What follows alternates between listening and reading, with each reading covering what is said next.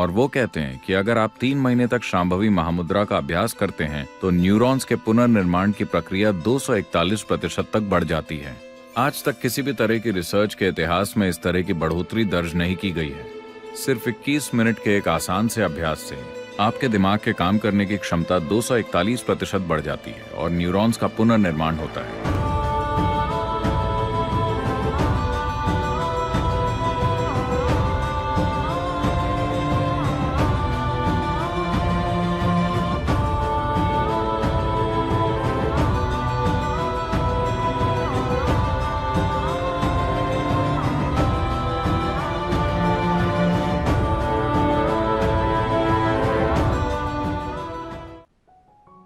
सौर मंडल की बनावट और अंतरिक्ष की ऐसी ही दूसरी प्रणालियां, आकाशगंगाएं वगैरह, ये सब इस रूप में हैं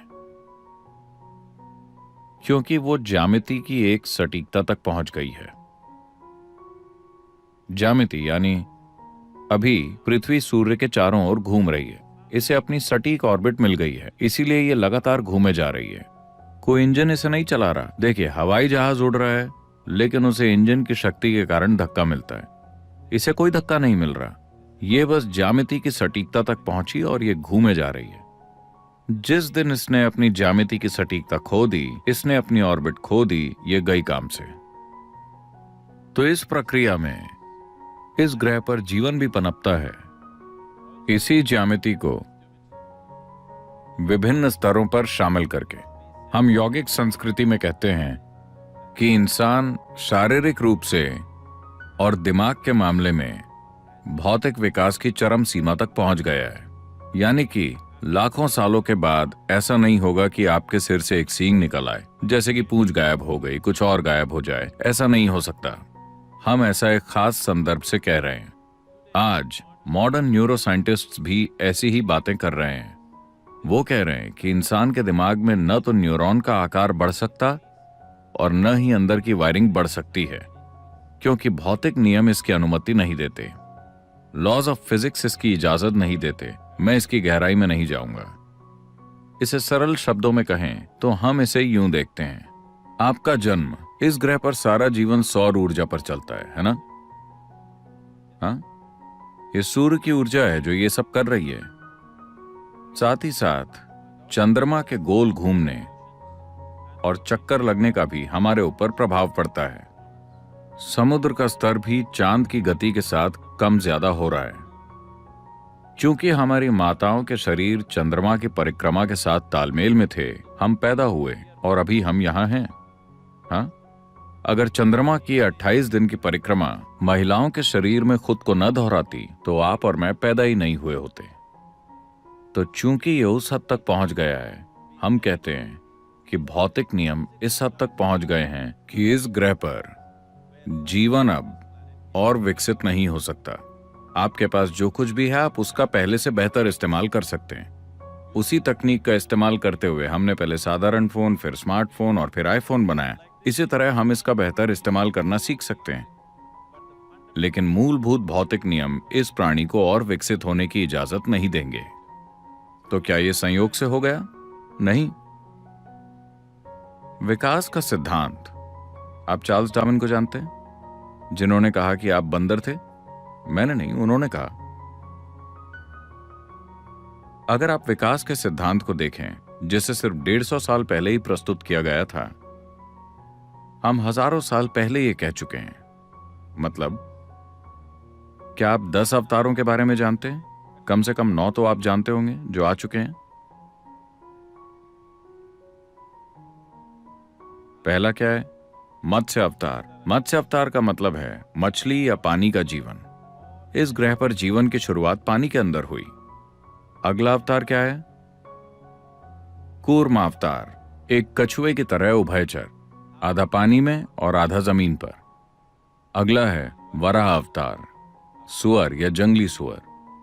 सभी स्तनधारियों में से जंगली सुअर एक ऐसा जानवर है जो अपने शरीर के साथ बहुत मजबूती से जुड़ा होता है। हम जंगल के पास रहते हैं। हम देखते हैं कि आदिवासी लड़के हिरण को एक छड़ी से मार सकते हैं। अगर आप उसे एक छड़ी से मारते हैं तो वो मर जाएगा। गली के कुत्ते हिरण का शिकार कर सकते हैं।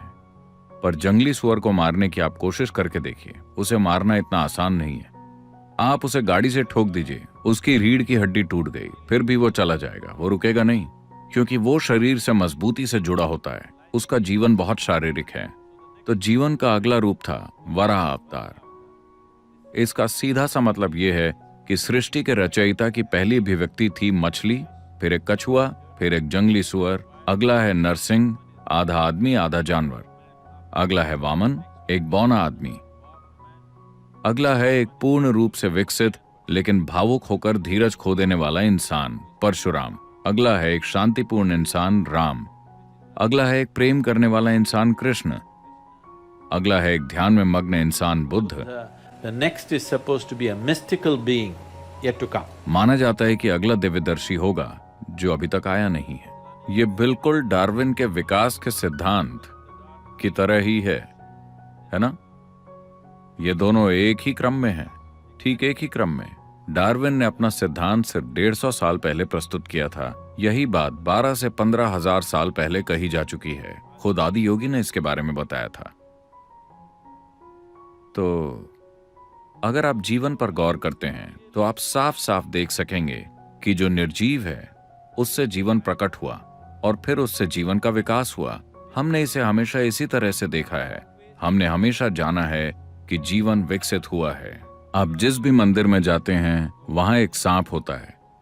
ऐसे प्रतीक कई जगहों पर हैं, क्योंकि आज भी आपके दिमाग के एक हिस्से में रेंगने वाले जीव का दिमाग है।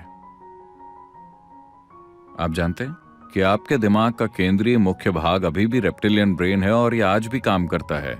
हमारे पास योग में अलग अलग अभ्यास हैं कि कैसे इस रेप्टिलियन ब्रेन से परे जाया जाए और सेरेब्रल कॉर्टेक्स को काम करने दिया जाए। और आज हमारे पास वैज्ञानिक प्रमाण हैं। यूनिवर्सिटी ऑफ कैलिफोर्निया ने शांभवी महामुद्रा पर साइंटिफिक स्टडीज की हैं। ये बुनियादी क्रिया है जिसे हम सिखाते हैं, और वो कहते हैं कि अगर आप 3 महीने तक शांभवी महामुद्रा का अभ्यास करते हैं तो न्यूरॉन्स के पुनर्निर्माण की प्रक्रिया 241% तक बढ़ जाती है। आज तक किसी भी तरह की रिसर्च के इतिहास में इस तरह की बढ़ोतरी दर्ज नहीं की गई है। सिर्फ 21 मिनट के एक आसान से अभ्यास से आपके दिमाग के काम करने की क्षमता 241% बढ़ जाती है और न्यूरॉन्स का पुनर्निर्माण होता है। इसका मतलब है कि जैसे जैसे आपकी उम्र बढ़ेगी आप ज्यादा बुद्धिमान होते जाएंगे। आमतौर पर जवान लोग सोचते हैं कि आप मूर्ख होते जा रहे हैं। हाँ, आपका दिमाग असल में बढ़ रहा है। समझे आप? ये हर दिन बेहतर हो रहा है। अब वैज्ञानिक प्रमाण भी मौजूद हैं। हम हमेशा से ये जानते थे, पर आज एक मीटर को ये कहना पड़ता है। अगर कोई इंसान कहता है तो ये सच नहीं है। अगर कोई इंसान कहता है तो बात भरोसे के लायक नहीं है। किसी मीटर को ये कहना होगा। अब मीटर भी कह रहे हैं कि बस 21 मिनट का अभ्यास करने से आपका दिमाग असल में बढ़ रहा है। और आप मीटर पर यकीन मत कीजिए, आप बस 3 महीने तक ये अभ्यास कीजिए और देखिए, आप पाएंगे कि अचानक आपका दिमाग कितना स्पष्ट और कितना तेज हो जाएगा।